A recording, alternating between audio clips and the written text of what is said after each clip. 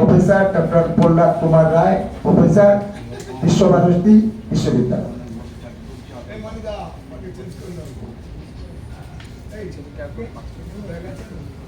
জয় ভীম, জয় ভারত। মাননীয় সত্যরঞ্জন সরকার মহাশয়, পারুণী মহাশয় এবং মঞ্চে উপবিষ্ট শ্রদ্ধেয় কাঞ্চন দাস, সঞ্চয় সরকার এবং আমার আরো যারা যথাযোগ্য স্থানে সকলকে আমি যথাযোগ্য মর্যাদা জ্ঞাপন করছি। উপস্থিত সর্বভারতীয় সকল মানুষদের প্রতি আমি কুর্নিশ জানাই। क्योंकि मुझे हिंदी अच्छी नहीं आती।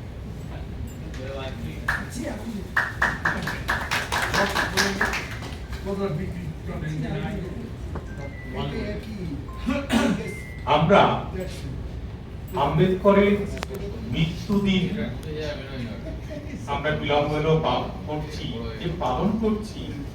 দেখুন, মনে রাখা দরকার, এখন আমরা যাদের মুখ দেখতে পাই, এখানে যারা মিলিত হয়েছি, আম্বেদকর না থাকলে এই হল ফাঁকা, এই হলে অনুষ্ঠান জীবনে কল্পনা করা যেত না। আমাদের কল্পনা করা যেত, কারণ আপনারা মনে রাখবেন ভারতবর্ষে দুটি সংবিধান, দুটো কনস্টিটিউশন, এক constitution of Manu, constitution of বাবা সাহেব ভীমরাও আম্বেদকর। তো আমরা যে মনু সংহিতা এখনো পর্যন্ত মনে মনে লালন করি, পালন করি, বহন করি, কারণ আমাদের মেন্টালিটি ফিউডালিস্টিক, এখনো সামন্ততান্ত্রিক মনোভাব আমরা বহন করে চলি। এখনো পর্যন্ত আমরা ব্রাহ্মণ দেখলে মাথা নত করে ফেলি, কারণ ব্রাহ্মণের গুণ থাক বা না থাক, তার নামের টাইটেল ব্রাহ্মী, তাই আমরা মাথা নত করি। কারণ আমাদের মেন্টালিটি এখন তৈরি হয়ে আছে মনুসংহিতায়। আমরা যতই বাবা সাহেব পড়ি না কেন, সবকিছু করি না কেন, কিন্তু আমাদের মনটা সংস্কার হয়নি এখন। আমরা যারা এখানে বসে আছি, মনে রাখবেন সংকট কাল। এখনো পর্যন্ত যারা আমরা গৌরবের সঙ্গে ভাবছি আমরা চাকরি পেয়ে গেছি, আমরা আনন্দ, আমরা সন্তানকে পালন করছি, মোটেই না। বলে দিই, গভর্নমেন্ট আইন করে ফেলেছে, সরকার কারণ চাকরির জন্য দায়বদ্ধ নয়। অর্থাৎ আমাদের সাংবিধানিক অধিকার, কাজের অধিকার এবং আমাদের শিক্ষার সঙ্গে কাজের সম্পর্ক, এই অধিকারটা ডিলিট করে দিয়েছেন অলরেডি গভর্নমেন্ট। এটা নেই।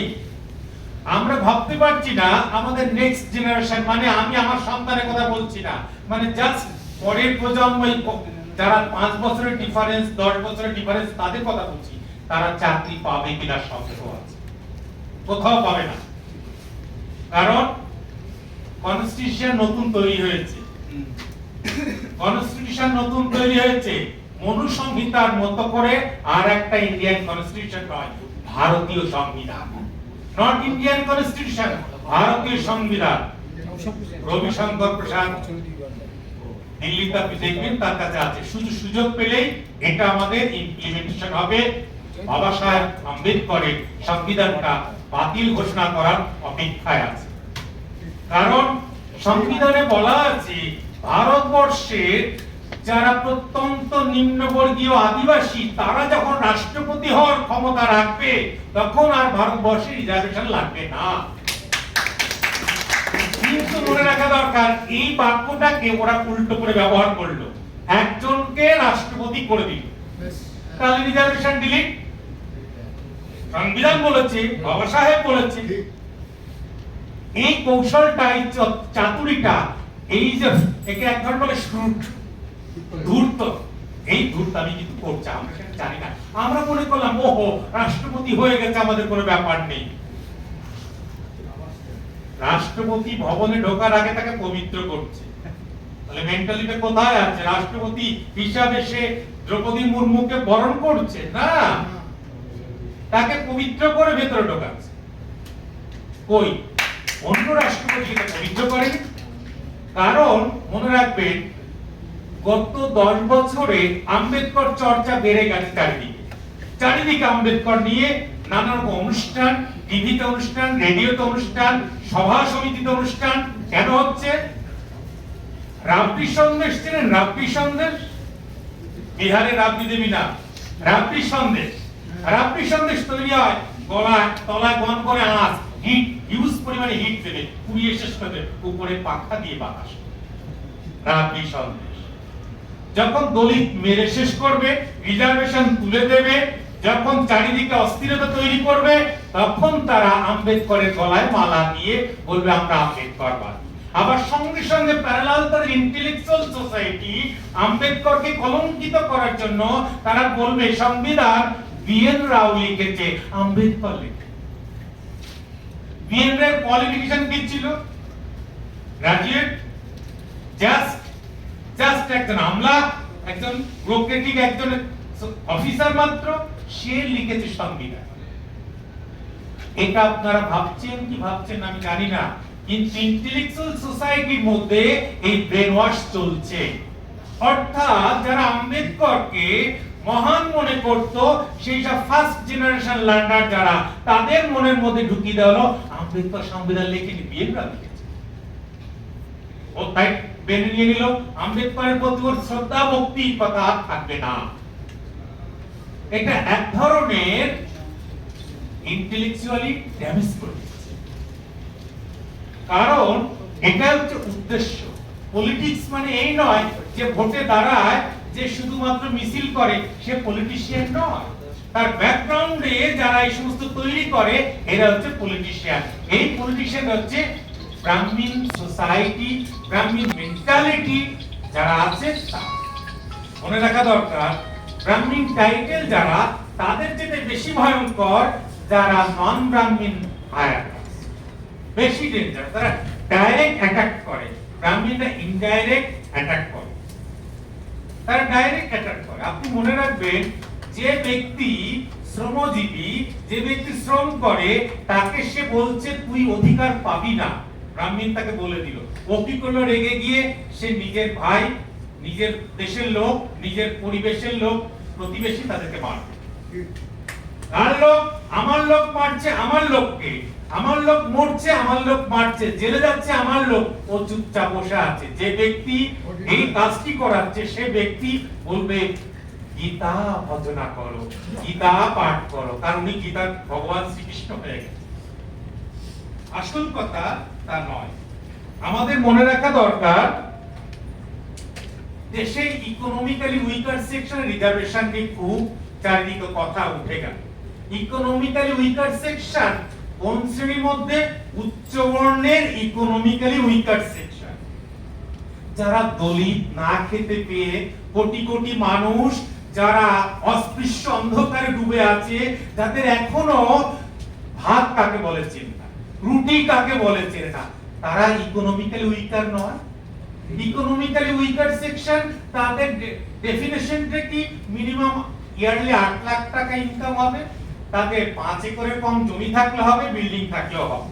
ইকোনমিক্যালি উইকার সেকশন যারা হাজার হাজার বছর ধরে এটা কল্পনা করতে পারছে না যে দলিত অস্পৃশ্য, তারা কিন্তু ইকোনমিক্যালি উইকার নয়। তাদের রিজার্ভেশন আছে, সেই রিজার্ভেশনটা বন্ধ করতে হবে। আর ইকোনমিক্যালি উইকার কারা হয়েছে? হায়ার কাস্টে যারা ইকোনমিক্যালি উইকার হয়ে পড়ছে। কেন ইকোনমিক্যালি উইকার হতে পারে?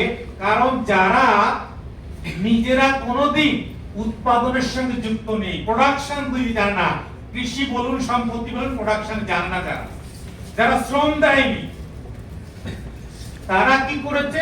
অন্যের সম্পত্তি নিজেরা লুটপাট করে নিজেরা সম্পত্তির অধিকারী হয়েছে। বৈশ্য হতে পারে, ব্রাহ্মণ হতে পারে, ক্ষত্রিয় হতে পারে। তার মধ্যে কি করলো? একজন আরেকজনকে মেধা দিয়ে তারা কি করে? টাকা পয়সা লুট করে নেয়। আরে বাবা, মহাভারতে দুর্যোধন যেমন পাণ্ডবদের সমস্ত সম্পত্তি পাশা খেলে নিয়ে নিল, তো তেমনি দুর্দশা হায়ার কাস্টের করেছে কারা? অস্পৃশ্য লোক, আদিবাসী লোক তো তার সম্পত্তি লুট করে নেয়। তাকে তো ইকোনমিক্যালি উইকার সেকশন করে দেয়। তুমি এরা তো নাই নয়। তাই এদেরকে কেন শোনানো যে আজকে মাত্র 15% মধ্যে একজন ব্যক্তি যদি চাকরি না পায়, তারটা হাইলাইট করে দেখানো হলো বেশি করে। কোটি কোটি মানুষ যারা এখনো না খেয়ে থাকে, লেখাপড়া শিখতে পারেনি, তাদের কথা ওঠে না কোনো জায়গায়, তাদের নিয়ে দাবি ওঠে না, তাদের না দাবি শুনলে নাকি তাদের কানে বিরক্ত হয়, মুশকিলে পড়ে যায়। তাদের কথা শোনার লোক নেই, কারণ এটা রিজার্ভেশন তুলে দিতে হবে। কতদিন চলবে ভারতবর্ষে রিজার্ভেশন? রিজার্ভেশনের বিরুদ্ধে চারিদিকে সব চলে উঠছে। মনে রাখবেন, আপনারা এটা ভালো করেই জানেন, রিজার্ভেশন কারা হাজার হাজার বছর ধরে একচেটিয়া ভোগ করে এসেছে। আর 1950 সালের পর থেকে যে আনরিটেন রিজার্ভেশন চলছে, আনরিটেন রিজার্ভেশন জানেন কি? টেলিফোনে চিঠিতে চলে গেল, আমার ছেলেকে ওখানে ভর্তি করিয়ে দিন, আমার ছেলেকে ওই চাকরিটা করিয়ে দিন। আনরিটেন রিজার্ভেশন, যোগ্যতা থাক বা না থাক, এখানে টেলিফোন তার কাজ। এই রিজার্ভেশনটা দলিত, অস্পৃশ্য, এসসি এসটি ওবিসির মধ্যে নেই। এই আনরিটেন রিজার্ভেশনটা একটা দীর্ঘদিনের অভ্যাস, তারা এখনো প্র্যাকটিস চালিয়ে যায়, সেটা বন্ধ করতে চায় না। রিটেন রিজার্ভেশনটাকে তুলে দিতে চায়, সংবিধানটাকে বন্ধ করতে চায়, নতুন সংবিধান চালু করতে চায়। এটা আছে তাদের মোট্টো, এটা তাদের উদ্দেশ্য। এখন আমরা যারা এখানে বসে আজকে মিলিত হয়েছি, আমরা এখনো পর্যন্ত যদি সতর্ক না হই, এখনো যদি পর্যন্ত আমরা মনে করি তুমি আমাদের রাজা, তুমি আমাদের সব, তাহলে মুশকিল আছে মনে রাখবেন। কারণ এই দাবি আগামী 5 বছর বাদে আমি আশা করছি না আপনি করতে পারবে। সংকট একটা সামনে এসে গেছে, ভয়ঙ্কর সংকট। সেই সংকটের মোকাবিলা করতে গেলে আমাদের আরো বেশি সংঘবদ্ধ করতে হবে। শুধুমাত্র আমি চাকরি করি যে কজন, সেই কজন আমি নামমাত্র এলাম তা নয়। এই সংঘবদ্ধতার জন্য আমার প্রতিবেশী লোকজন যারা আছে তাদের সাথে ঝগড়া নয়, সকল মানুষকে এক জায়গায় এক কাটা করে বোঝানো দায়িত্ব আমাদের। বোঝানো দায়িত্ব কি জন্য? ভারতবর্ষের যে পাবলিক সেক্টর, গভর্নমেন্ট সেক্টর যেটা আমরা বলি পাবলিক সেক্টর, সেটা নীতি আস্তে আস্তে দূর করে দেওয়া হবে। আপনি ভাবুন তো, কতগুলো ব্যাংক বন্ধ করে দেওয়ার জন্য, কতগুলো ব্যাংক প্রাইভেটাইজেশন হচ্ছে। কারণ যত বন্ধ হবে, প্রাইভেটাইজেশন হবে, রিজার্ভেশন দরকার হবে না। কারণ প্রাইভেট ব্যাংকে আপনি দাবি করতে পারবেন না আমার রিজার্ভেশন চাই, তাহলে আগে থেকে আউট করে। আর আপনার সরকারি চাকরিতে সেই আইন খুব তাড়াতাড়ি লাগু করবে, ঠিক কর্পোরেট আইন যেমন। কালকে বলবার আসতে হবে না, আপনার কোনো আইনি লড়াই করার অধিকার থাকবে না। এই ভয়ঙ্কর সময় এসে গেছে।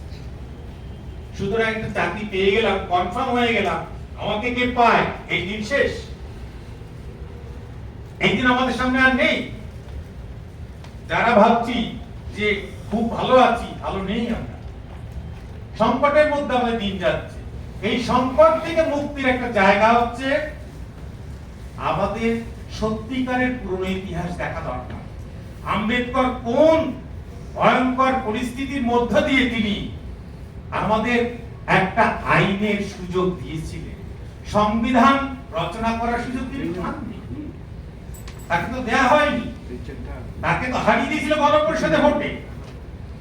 যদি না বাংলা থেকে তিনি জিতে না দিতেন, যদি বাঙালিরা তাকে যদি সাহায্য না করত, তাহলে আজকে আমরা আম্বেদকরের চেয়ারম্যানশিপ দেখতে পেতাম না। সংবিধানটা অন্যরকম লেখা হতো। সংবিধান তো অন্য দেশে আরো আছে। বলুন আপনার প্রতিবেশী দেশে কোন দেশে রিজার্ভেশন আছে, কোন দেশে এরকম সামাজিক সংগ্রাম আছে, ইউনিয়ন আছে কোথায়? এত ইউনিয়নের লড়াই কোথাও নেই। সেসব জায়গাতে শুধুমাত্র অমানবিক, বৈষম্য, অন্যায়, অত্যাচারে পরিপূর্ণ। তারা ওইটাকে অভ্যাসে পরিণত করেছে, তাই তারা বলে না। আমরা সেটাকে প্রথম থেকে আম্বেদকরের জন্যই প্রতিবাদ করতে জানি, প্রতিরোধ করতে জানি, আমরা লড়াই চালিয়ে যাই। তাই এখনো আমরা মাথা তুলে বেঁচে আছি, এখনো মাথা তুলে বেঁচে আছি সৎভাবে। এখনো অসৎ পথ আমরা অবলম্বন করি। কয়েকটা দেশে আমি ঘুরেছি, তাদের বেতন, সরকারি চাকরি বেতন 25,000 টাকা, ভারতীয় টাকা, 3 তলা বাড়ি, অনেক বিশাল গাড়ি চলে। তখন বুঝতে পারছি 25,000 টাকা তো সেখানে খাওয়া চলে। এটা কি করে সম্ভব? এমন নয় তার জমিদারি ছিল, তা না, এরকম বহু। তার মানে কি ওই ব্যক্তির কাছ থেকে আপনি আন্দোলন আশা করবেন না, ওই ব্যক্তির কাছ থেকে আপনি কখনো সংগ্রাম আশা করবেন না, ওই ব্যক্তির কাছ থেকে কোনো সময় আপনি সততা আশা করবেন না। কারণ ওই ব্যক্তি শুধু ধর্মে তার আসক্তি হবে, কারণ সে তো পাপ করে আসছে, অন্যায় করে আসছে। সে ধর্মে মতি দেবে কিন্তু সংগ্রামে সামিল হবে না। এটা হচ্ছে আমাদের আসল কারণ। মনে রাখবেন যে ভারতবর্ষের মানুষ ধর্মের দ্বারা শোষিত, জাতির দ্বারা শোষিত, নিষ্পেষিত, পদদলিত, সে দেশে এত হাজার হাজার বছর অত্যাচারিত হওয়ার পরও, মার খাওয়ার পরও আম্বেদকর এক সতর্ক করেছেন। আম্বেদকর মহান কেন জানেন? মহাপুরুষের সবচেয়ে বড় লক্ষণ প্রতিশোধ না নেওয়া, প্রত্যাঘাত না করা। আম্বেদকর কখনো ব্রাহ্মণ জাতির বিরুদ্ধে প্রতিশোধ নিতে বলেননি, প্রত্যাঘাত করতে বলেননি, বরং বলেছেন নিজেকে উন্নত করো, শিক্ষায় উন্নত করো, সংগঠিত করো, তারপর সংগ্রাম করো। কখনো বলেনি যে আগেই ওরা মেরেছে তুমি ওদেরকে মারো, ওরা তোমাকে ঘৃণা করেছে তুমি ওদেরকে পাল্টা ঘৃণা করো। এটা যদি আম্বেদকর বলতেন তাহলে আম্বেদকর আর আম্বেদকর। যখন আমেরিকায় তিনি পড়াশোনা করতে গেলেন, জন ডিউই তার প্রফেসর। জন ডি বিশিষ্ট শিক্ষাবিদ, মানে আন্তর্জাতিক খ্যাতি সম্পন্ন। জন ডিউই একজন ছাত্র পেলেন ভারতীয়, আম্বেদকর। মানুষ কি করে? ছাত্র শিক্ষকের কাছে শিখতে হয়, শিক্ষক ছাত্রের কাছে শিখছে ইন্ডোলজি। ভারত তত্ত্ববিদ্যা আম্বেদকরের কাছে শিখছে। যখন আম্বেদকর তার আগে ভারতবর্ষের পুরাণ, সংহিতা, যাবতীয় আইন কানুন এগুলো তিনি সেই সময় যেগুলো তার কাছে সম্ভব পুঁথি তিনি অধ্যয়ন করেছেন।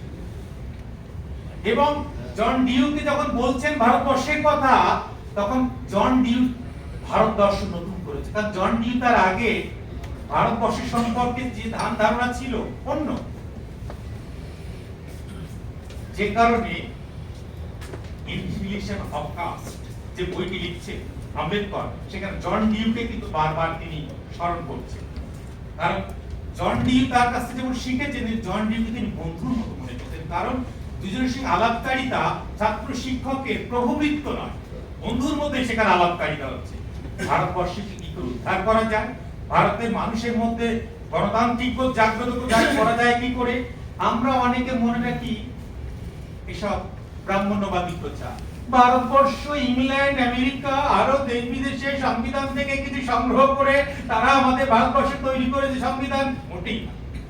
মনে রাখবেন কোন দেশ যদি আগে স্বাধীন হয়, যদি আগে সংবিধান তৈরি করে, সেই সংবিধানগুলো অবশ্যই রেফারেন্স হিসেবে পড়া দরকার হয়। কিন্তু মনে রাখা দরকার আম্বেদকর কি করলেন?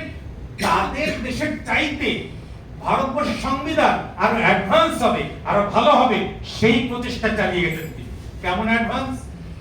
আমেরিকার কথা বলি, যে আমেরিকা তিনি পড়াশোনা করেছিলেন, আমেরিকাতে অতটা বর্ণবৈষম্য চোখে পড়ে না যতটা ভারতবর্ষে পড়ে, তবু পড়ে।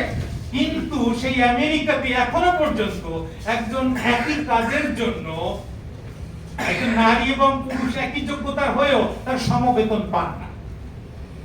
যদি তিনি সাদা চামড়ার নারী হন, শ্বেতাঙ্গ নারী হন, তিনি 25% বেতন কম পান একজন পুরুষের থেকে। এখন একই কাজের জন্য একই পদ, একই ডেজিগনেশন। এবং তিনি যদি কালো চামড়ার মহিলা হন, আরো 17% কম, অর্থাৎ প্রায় 42% মাইনে কম পান একজন কৃষ্ণাঙ্গ মহিলা একই কাজের সাথে পুরুষের সাথে। আমেরিকা, আমি এখনকার কথা বলছি। তাহলে নিশ্চয়ই ভারতবর্ষে যে সংবিধান উনি তৈরি করছেন আজ থেকে প্রায়, মানে বলা যায় লেখা শুরু হয়েছে 75 বছর, সেটাতে তিনি অনুসরণ করেন। ইংল্যান্ডে নারীদের ভোটাধিকার শুরু হয়েছে অনেক পরে, তিনি সংবিধানে কি করছে? ভারতবর্ষ সংবিধান নারী এবং পুরুষ একই কাজের জন্য একই বেতন, একই মর্যাদা, একই সময় তাকে সবকিছু করতে হবে, এইটা তিনি লিখছেন। তিনি কিন্তু আমেরিকাকে যদি ফলো করতেন তাহলে কিন্তু এখানে বৈষম্য করেননি। অর্থাৎ আমাদের বুঝতে হবে সংবিধান পড়ে সেই সব দেশের সঙ্গে ভারতবর্ষের সংবিধানের কতটা পার্থক্য, আম্বেদকর কতখানি নিজস্বতা সেখানে প্রয়োগ করেছেন। যারা বলছেন বিএন রাও লিখে দিয়েছেন, যারা বলছেন বিভিন্ন দেশের থেকে সংগ্রহ করে তিনি লিখেছেন, আমার তো তার তো বেশিরভাগই ব্রাহ্মণ চিন্তা ভাবনা, তাদের পড়াশোনা নিয়ে আমার সন্দেহ হয়, তাদের বুদ্ধিমত্তনের সন্দেহ হয়, তারা আদৌ পড়াশোনা করে না, শুধু হাওয়ায় ভেসে বেড়ায়। আসলে যে ব্রাহ্মণ সন্তান লেখাপড়া না করলেও তার মুখে অগ্নি না বেরো, আমাদের কানে শোনার জন্য যে ভাষাগুলো যন্ত্রণাদায়ক অগ্নিসুলভ সেই রকম ভাষা তারা প্রয়োগ করে। অর্থাৎ যে ভাষা শুনলে আমাদের শরীরে আগুন চলে যায় সেই ভাষা তারা প্রয়োগ করে। এটার জন্য আমি বলি যে তাদের মুখ দিয়ে আগুন বেরোয়। এমন অপমান করবে যে অপমানে আপনার শরীর জ্বলে যাবে, ওটাই তো আগুন তাদের মুখ দিয়ে বেরোচ্ছে। সুতরাং আরো বলি, এখানে এই যে সারা ভারতবর্ষে যে মাতৃত্বের ছুটি, আমি দেখে অবাক হই পশ্চিমবঙ্গ সরকার তিনি প্রথম মাতৃত্বকালীন ছুটি করে দিলেন। খবর ভারতবর্ষের বিভিন্ন রাজ্যে মাতৃত্বকালীন ছুটি করে দিলেন, কিন্তু এই মাতৃত্বকালীন ছুটি সবেতন ছুটি একটা ভারতের স্বাধীনতার পর থেকে ভোগ করছে কারা? তখন তো দলিত রমণীরা চাকরি পায়নি, আজও সেইখানে পৌঁছায়নি, মানে 5% রমণী চাকরি পায়নি যারা এসসি এসটি ওবিসি। উচ্চবর্ণের মহিলারা চাকরি পেয়েছে।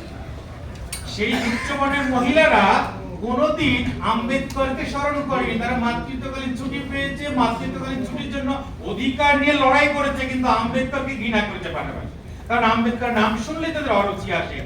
দেখুন, নারী, যে দেশের নারীকে নরকের দ্বার বলা হতো, সে দেশের নারীরা সুযোগ পেয়েও, সাংবিধানিক অধিকার পেয়েও তারা সংবিধান কর্তা শুধুমাত্র দলিত বলে, আম্বেদকর বলে তাকে ঘৃণা করা হয়। এরা মহাত্মা গান্ধীর কাছে সেবা করে, এরা মহাত্মা গান্ধীর জন্য উপোস করে, এরা নেহেরুর গিয়ে পদসেবা করতে পারবে, এরা অন্যান্য উচ্চবর্গীয় পণ্ডিতদের, ব্রাহ্মণদের সেবা করতে পারে, কিন্তু আম্বেদকরের আম্বেদকরের কথা এরা স্মরণ করবে না। কারণ যে জননী নিজের সন্তানের বইতে নিজের সন্তানের মুখ দেখতে পায় না, তবু সে আম্বেদকরকে ঘৃণা করে। ভাবা যায় যে এই সমস্ত দেশের বিচারিতা, এইসব মানুষদের আমরা এখনো বোঝাতে পারিনি। যতই আমরা নারী শিক্ষার জন্য আম্বেদকর এত এত সুপারিশ করেছেন, তাদের অধিকারের জন্য সুপারিশ করেছেন, কিন্তু নারীর মনে এখনো সেই অনুসংহিতার দাসিত্ব সে বজায় রেখেছে। সে যখন স্বাধীনতা দাবি করে, সে তখন অপকর্মের স্বাধীনতা দাবি করে, কিন্তু সেই স্বাধীনতার জন্য যে পথ যিনি বাতলেছেন, যে সুযোগ তিনি দিয়েছেন, যে আম্বেদকর, সেদিকে তার এতটুকু আগ্রহ। আমি কিন্তু এসসি এসটি ওবিসি নারীদের কথা বলছি, কারণ তারা জানে আমাদের দেশের নারী এমনি দলিত, আর যদি সে দলিত ঘরে জন্মগ্রহণ করে, এসসি এসটি ঘরে জন্মগ্রহণ করে, সে দ্বিগুণ দলিত হয়। সেই জন্য সেই নারীর পক্ষে আম্বেদকর উপেক্ষা করা সম্ভব নয়। সেই নারী জানে যন্ত্রণা কাকে বলে, যন্ত্রণা মুক্তি দিতে পারে একমাত্র আম্বেদকরের বাণী, তার দেখানো পথ, তার সমস্ত কিছু। ভাবা যায় আজকে কত বছর হচ্ছে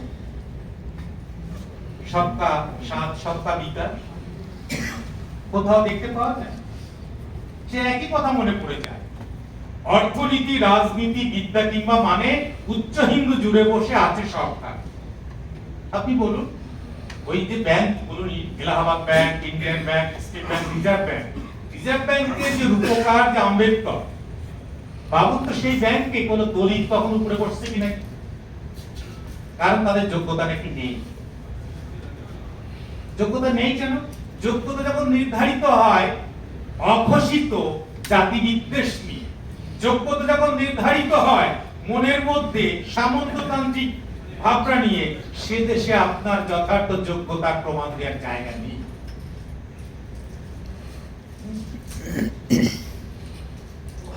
সবাই হলে আমাকে বলে দেবে। সেজন্য আমাদের দরকার শুধুমাত্র মানে সিজনাল পিকনিকের মতো আমাদের এক জায়গায় মিলিত হলাম, একটু খাওয়া দাওয়া করলাম, এটা নয়। এটা আমাদের সবচেয়ে সুবিধা। আইসিটির জন্য আমরা হোয়াটসঅ্যাপ গ্রুপ থেকে শুরু করে সবকিছুতে যুক্ত হয়ে আছি। আমাদের প্রতিনিয়ত আমাদের অনলাইনে কিন্তু আমরা কমিউনিকেশন করে অনলাইনে আমাদের সমস্যা নিয়ে আমরা আন্দোলনে কাজ করতে পারি, আর মুখোমুখি দেখা করব আমাদের বছরে যে কবার সম্ভব সেটা ঠিকঠাক, কিন্তু আমরা কিন্তু যোগাযোগ রাখবো এটা বেশি করে মানুষের সাথে। কারণ মনে রাখবেন, আজকে আপনি ব্যাংক কর্মচারী, ব্যাংক অফিসার, আপনি যদি আপনার ব্যাংক অফিসার কর্মচারীর মধ্যে সীমাবদ্ধ থাকেন, দুদিন বাদে আপনার ব্যাংক দেউলিয়া হলে লোকে হাত তালি দিবে, আনন্দ পাবে। যে লোকটা আপনার গ্রাহক, যে লোকটা আপনার প্রতিবেশী, তার সঙ্গে আপনি এমন অভেদ করুন যে আপনি আলাদা কোনো ভিন্ন জীব নন, অন্য গ্রহ থেকে আপনি আসেন। অর্থাৎ তার বিপদ আর আপনার বিপদ দুটো এক, সে যে কর্মেই থাক। নইলে সত্যরঞ্জন বারুডি মহাশয়কে এখনো পর্যন্ত হাল ধরে এখনো পর্যন্ত দিশা দেখানোর জন্য তাকে এই বয়সের লড়া চালিয়ে যেতে হচ্ছে, বোঝানোর জন্য। কেন আমরা আরো একটু বেশি করে এই উপলব্ধিটা করছি না? এই উপলব্ধিটা আমাদের বেশি করে দরকার। কারণ তিনি তো আজীবন একই লড়াই করে চালিয়ে যাচ্ছে, তার একটা ক্লান্তি আসে, তাও তিনি অনেক এই বয়সে, আমি তাকে একটা নবীন যুবক এত এনার্জি নিয়ে কাজ করতে পারে না যতটা তিনি করেন। আমি দেখে মুগ্ধ হয়ে যাই তাকে। কারণ তাকে দেখে আমাদের সবচেয়ে বেশি অনুপ্রেরণা হওয়া উচিত যে তিনি যদি এতটা করতে পারেন, তাহলে আমি যে কর্মের সঙ্গে যুক্ত আছি সেই কর্মে আমার প্রমোশন শুধু নয়, আমার আড়ালে শুধু আমার বিরুদ্ধে কথা হয়। এখানে মুখে প্রশংসা যাতেই করুক, আমার আড়ালে কিন্তু আমার বিরুদ্ধেই কথা হয়, যাতে আমার প্রমোশন না হয়ে আর একজন আমার চেয়ে কম কিংবা অযোগ্য তার প্রমোশন হয়, সে যদি উচ্চ বর্গের হয়, সেই চেষ্টা চলে। এখানে আইন কানুনের মাঠ প্যাচ দিয়ে এটা চলে। সেইটা বন্ধ করা সম্ভব হয়নি এখনো পর্যন্ত। সেইটা বন্ধ করতে গেলে আমাদের আরো সচেতন ভাবে আরো আক্রমণমুখী হতে হবে। শুধু স্যারকে মুখ দেখালাম, আমার গোপন আমার পার্সোনাল ম্যাটারটা যদি মিটে যায় তাহলে হয়ে গেল, তাহলে একটু মুশকিল আছে। প্রত্যেকে যদি পার্সোনাল প্রমোশন, পার্সোনাল সুবিধাটুকু দেখে পার্সোনালটুকু নিয়ে যায়, একদিন সেই পার্সোনাল থাকবে না। আমি ছোট স্টোরি বলি। আমার ডিপার্টমেন্টে এক ভদ্রলোক ছিলেন, আমি জয়েন করার আগে তিনি জয়েন করেছেন বিশ্বভারতী। তো সপ্তাহে তিনি কি করতেন? দুদিন ডিউটি দিতেন, ফার্স্ট আর লাস্ট। দুদিন ডিউটি দেন, মাঝে ডিউটি দিচ্ছেন না। কারণ উপরওয়ালা তাকে বলে দিয়েছে কোনো ব্যাপার নেই, তুমি দুদিন আসলেই হবে, তিনি শিডিউল কাজ। আর আমি জয়েন করেছি শিডিউল কাজ, আমি তার প্রায় 5 বছর বাদে জয়েন করেছি। আমি জয়েন করে দেখি ওই ব্যক্তি চেয়ার নেই বসা, ওই ব্যক্তির কোনো জায়গা নেই বসা। আপনার চেয়ার লাগে না? কোথায়? এই তো ঠিকঠাকই তো আছে। বললাম বাহ, চমৎকার। আর একজন আছেন, তিনি জেনারেল পোস্টে জয়েন করেছেন, তিনি শিডিউল কাজ। আপনার বসার জায়গা? বলছে আমাদের এখানে সব লাগে না। আমার লাগে, আমার বসার চেয়ার দিতে হবে। আমি যখন ভিজিটররা যে চেয়ারে বসে, সেই চেয়ারে বসলো গঙ্গা জল থেকে পবিত্র করতো। চেয়ার অপবিত্র হয়ে গেছে, শিডিউল কাজ অপবিত্র।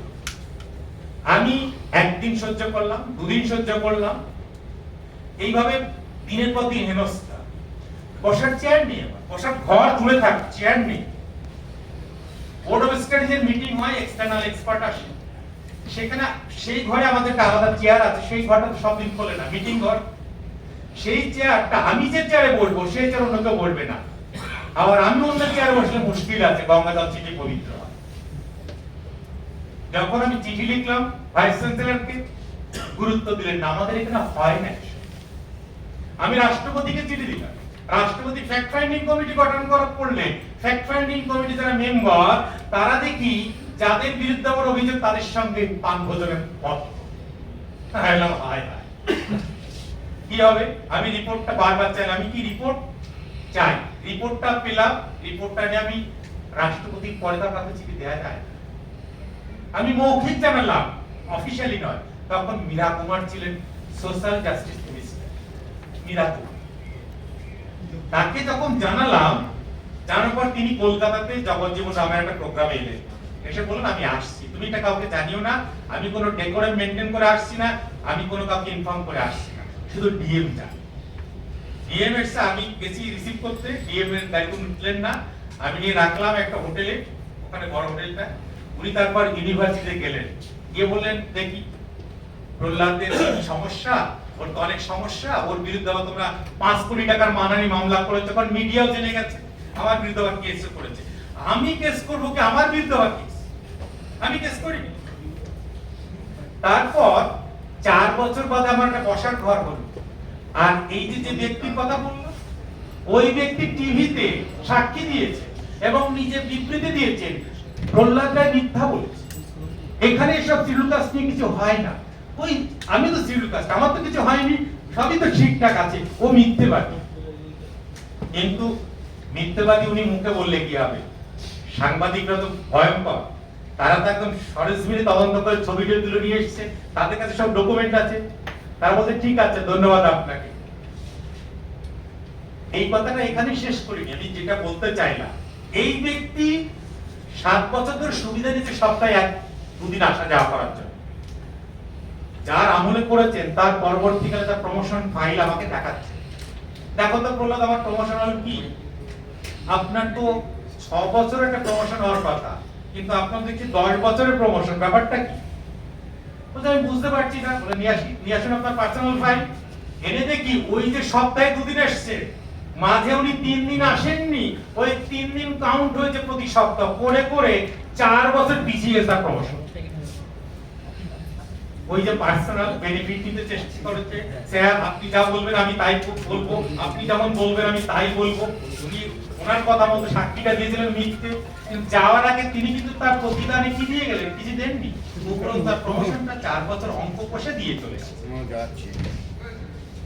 সুতরাং আপনি মনে করছেন আপনার অফিসারকে আপনি খুশি করবেন, পার্সোনালি কিছু করবেন, মনে রাখবেন অফিসার উচ্চ বর্ণের মানুষ, এরা কোনোদিন খুশি হয় না। এরা কাজ করানোর জন্য ওই মুরগি পুষে রাখে খাবার টাবার দিয়ে, মুরগিটা যখন একটু বড় হবে তখন তার ব্যবস্থা করবে, মুরগিকে উপরে রাখতে দেবে না। সেই জন্য সেই ভদ্রলোক রিটায়ার করবে, তার নাম আপনি চিনতে পারবেন ভূমি, ননীগোপাল শিকদার ছিলেন, আপনি জানেন কি? হেলা ওনার ছেলে, উনি তো মারা গেছেন ননীগোপাল শিকদার। এই হচ্ছে দেশের দুরবস্থা। আমার দোষ হচ্ছে কোথায়? কারণ আমি ওটাকে চিহ্নিত করেছি। তারপর কি হলো, ওই ভবনে যিনি ডিন অধ্যক্ষ, তারও বসার চেয়ার ছিল না, তিনি বসেন দেখি বাইরে একটা টেবিল নিয়ে, টাইপিস্টের টেবিলে ওখানে বসেন। এই আমার কেসের সঙ্গে তারও বসার জায়গা হবে সারা জীবনে। তারপর ডিনের ঘরে প্রবেশ করার সুযোগ দিল, ডিনের ঘরে তিনি বসতে পারতেন, ডিন হয়েও। এই হচ্ছে ঘটনা। দেখুন, অল্প বিস্তর আপনি যদি সত্যিকারের চোখ মেলে দেখেন সচেতন ভাবে, আপনার অফিস, প্রত্যেকের অফিস, এই ডিসক্রিমিনেশন এখনো আছে।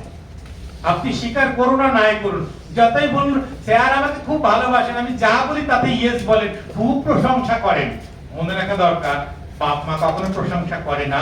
যারা শুভবুদ্ধি সম্পন্ন ব্যক্তি, যারা সহৃদয় বন্ধু, তারা প্রশংসা করে না, তারা কিন্তু আপনার ত্রুটিগুলো দেখবে।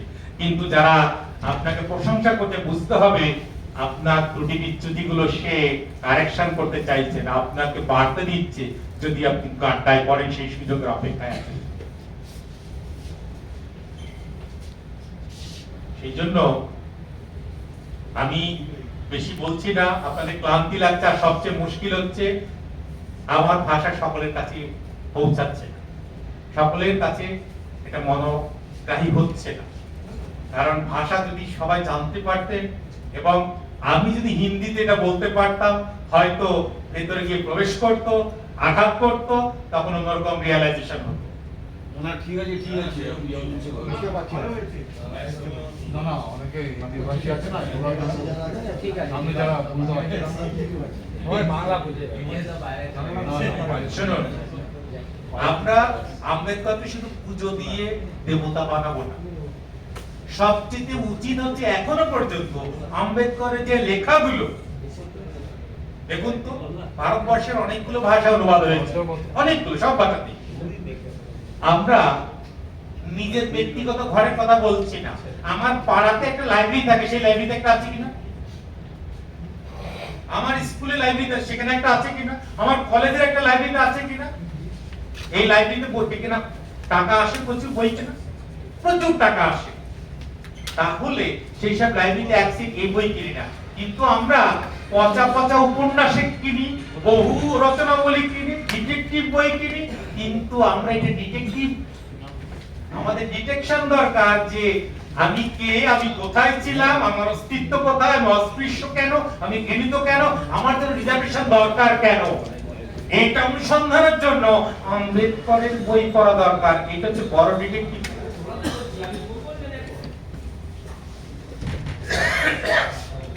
আমি একটা অনুরোধ করব অ্যাসোসিয়েশনের কাছে, অ্যাসোসিয়েশনের যে চাঁদা ওঠে কিংবা তাদের যে মানুষের কল্যাণে, দরিদ্র কল্যাণে যে টাকা দান করে, সেগুলো আমি তো এখন বলছি না যে বইগুলো কিনে লাইব্রেরিতে দিন, এখন লাইব্রেরিতে যাওয়া কমে গেছে মানুষ, কিন্তু আপনারা ওয়েবসাইটের সফট কপি গুলো, পিডিএফ গুলো এমন ভাবে সোশ্যাল মিডিয়াতে চারিদিকে পিডিএফ গুলো বিতরণ করুন, এবং বিশেষ করে শিক্ষা প্রতিষ্ঠান, কলেজ, ইউনিভার্সিটিতে এখন অনলাইন লাইব্রেরির ব্যবস্থা হয়েছে, তাদের ডিজিটাল লাইব্রেরির ব্যবস্থা হয়েছে, সেখানে বাধ্য করুন, দাবি করুন তাদের ইউনিয়নের সঙ্গে কথা বলে, কারণ সেখানে ইউনিয়ন না থাকে ইউনিয়ন বানিয়ে যে এই বইগুলো কম্পালসারি দরকার। আজকে অনেক ইউনিভার্সিটিতে আপনি বলুন এক সেট বই নেই আম্বেদকরের রচনা। আম্বেদকরকে জানতে হচ্ছে থার্ড গ্রেডের লেখকের একটা ছোট্ট ছোট্ট বই, সেখানে একটা দুটো কোটেশন নিয়ে গাল গল্প লিখেছে, সেইগুলো পড়ে তাকে জানছে। এটা আম্বেদকর নয়। আম্বেদকরের জীবনী এবং আম্বেদকরের লেখা যেখানে অমর্ত্য সেন তার নোবেল পাওয়ার আগে তিনি পুরো পড়াশোনা করে দেখলেন যে তার মতো অর্থনীতিবিদ পৃথিবীতে দ্বিতীয়টি নেই। অমর্ত্য সেনের নিজেরই এটা অভিব্যক্তি। হ্যাঁ, সেই জন্য বলছি আম্বেদকরকে যারা শিক্ষিত ব্যক্তি, যারা বুদ্ধিমান, তারা পড়াশোনা করেন, কিন্তু মুশকিল হচ্ছে আমরা আম্বেদকর জন্য বেঁচে আছি, আমাদের কাছে আম্বেদকরের সেই ধরনের অ্যাক্সেস। আমরা হিন্দি, তামিল, তেলেগু সব ভাষায় অনুবাদ হয়ে গেছে আম্বেদকর রচনা, সেগুলো আপনাদের পিডিএফ গুলো ঠিকঠাক চেষ্টা করব সকলকে পড়ার। কে বলেছে ছেলেমেয়েরা বই পড়ে না? আমি তো শিক্ষা প্রতিষ্ঠানে আছি, দেখে মনে হতো অনেক টিচার বয়স হয়ে গেছে, তারা বলেন ছাত্ররা আজকাল বই পড়ে না। আমি একদিন নিয়ে বসালাম, দেখি আমি একটা অ্যাসাইনমেন্ট লিখতে দিলাম, ছাত্রটি সঙ্গে সঙ্গে ল্যাপটপ খুলে শুধু নিজের লাইব্রেরি নয়, সারা পৃথিবীর কোন কোন লাইব্রেরিতে অ্যাক্সেস করা যায় সেইটা পাওয়ার জন্য সব বই কয়েক ঘন্টার মধ্যে সে দেখে নিবে। কারণ এই সুযোগটা এখন হয়ে গেছে, মোবাইল হওয়ার জন্য কারণ ল্যাপটপ লাগে না, মোবাইলে সব দেখে নেয়। আমি বলছি পড়বে না, এটা সত্য না, পড়বে, ওর নিজের প্রয়োজনেই পড়বে। সেই জন্য আমি সকলের কাছে প্রার্থনা করব। সঞ্চয়দা ভাবলেন, উনি আমাকে বললেন যে আম্বেদকরের সমস্ত কিছু বলতে, উনি বললেন না, কিন্তু একটা কথা বলি, আম্বেদকরের জীবনী আমি একটু কিছু বলে যাব, সবাই ওই গুগল সার্চ করলে তা পাবে, ওটা আমার কোনো দরকার নেই বলার। কারণ ক্লাসে পড়ানোর আগে আমি দেখে যে আমার ছাত্রছাত্রীদের কাছে অ্যাভেলেবেল কোনটা আছে সেটা ওরা কালেকশন করুক, যেটা ওদের কাছে অ্যাভেলেবেল নেই সেটা আমি বলতে যাব, এটা হচ্ছে জরুরি। কারণ আমি যেটা বলবো সেটা যদি ওদের কাছে থাকে, ও আমার কাছে শুনবে কেন? সেজন্য বলছি আমরা আম্বেদকরের সঙ্গে জন ডি যারা পড়ি, আম্বেদকরটা পড়া দরকার। সেই সঙ্গে সবচেয়ে মুশকিল, আমার সমাজে প্রচুর অধ্যাপক হয়েছে, শিক্ষক হয়েছে প্রচুর, আপনি জানেন, এবং তাদের কণ্ঠস্বর, তাদের ভাষা কোন এক ব্রাহ্মণবাদী ভাষা প্রচুর। ধরুন কোন থিওরি, এটা নতুন বলা হলো, আম্বেদকরের কোট এনে আম্বেদকরটাই, সে বলবে এটা হবে না, না আমাদের স্যার এটা বলেছে ওটা হবে না, ওটা কেটে দিল। আমাদের সন্তান অধ্যাপক যারা হয়েছে তখনই বুঝতে পারছে যে কি দুর্দশা চলছে। হরিচাঁদ গুরুচাঁদ ইউনিভার্সিটির মাস্টার ডিগ্রি সিলেবাসটা যখন হচ্ছে, সিলেবাসটা করা হয়, এবার সিলেবাসে যখন আমি কি কি গুলো ঢোকানো উচিত। প্রথমত হরিচাঁদ গুরুচাঁদের যে সমাজতত্ত্ব, শিক্ষাতত্ত্ব, তার যাবতীয় যা যা আছে, সেই সঙ্গে আম্বেদকরের রেফারেন্স, তার সঙ্গে বাঙালি সমকালীন বাঙালি শিক্ষাবিদ তাদের সমস্ত কিছু, যারা ওখানে পড়াচ্ছে তারা অভিযোগ করছেন এটা পড়ানো যায় না, এটা উচিত, এটা বই কোথায় পাবো? কারণ বই তো নিচে দেওয়া আছে রেফারেন্স কোন কোন বই, এটা বই কালেকশন করা সম্ভব নয়। কারণ এটাই তো মুশকিল। নিশ্চয়ই বুঝতে পারছি যে আমাদের ছাত্রছাত্রী কেন পড়াশোনার প্রতি বিমুখ, কেন তারা অনেক কিছুই ভুল জানেন, মিথ্যে জানেন এবং করতে চায় না। ঠিক এই কারণে আমরা তার মধ্যে প্রয়োগ করি না। ঠিক আছে। ইউনিভার্সিটি হলে ইউনিভার্সিটিতে নিজের মেরুদণ্ড সোজা করে দাঁড়ানো দরকার। আমি জয়েন করার পর হয়তো আমি লড়াই করেছি অনেক, কিন্তু আমার মেরুদণ্ড সোজা এই কারণেই যে কারিকুলাম যখন পড়াবো, সিলেবাস যখন পড়ে অধ্যাপকেরা, তখন আমি একজন অধ্যাপক, আমাকে সিলেবাসে অংশগ্রহণ করতেই হয়। তাহলে আমি আমার ভিউ সেখানে দেবো, আমি কি কি দেবো সেখানে নতুন জানানো দরকার। যে জানে না সে ব্রাহ্মণবাদী হতে পারে, যেই হতে পারে, সজ্ঞ হতে পারে, কিন্তু তার জন্য আমি এটাকে, সে বলবে ওটা কিছুই না, ওর মধ্যে কিছুই নেই, আমি তার কথা শুনে তো চলবো না। কারণ ও কিছুই নেই বলতে না পড়ে, আর আমি পড়ে বলছি আছে, সুতরাং ওর বলাটা যেতে আমার বলাটা গুরুত্ব বেশি, এটা আমার মাথায় রাখা দরকার। এই জন্য আপনাকে অনুরোধ করব, সত্যরঞ্জন বারুইকে, দয়া করে আপনি যেমন ব্যাংক কর্মীদের সাথে, অন্যান্য কর্মীদের সাথে যেভাবে আপনি সংগঠিত করছেন আপনার তাজা প্রাণ নিয়ে, আপনি একটা কাজ করুন, যত শিক্ষাপ্রাপ্ত ছাত্রছাত্রী বলুন, বেকার যুবক বলুন, তাদের নিয়ে আপনি নতুন একটা পড়াশোনার হাওয়া তুলুন, যা আমাদের পড়তে হবে।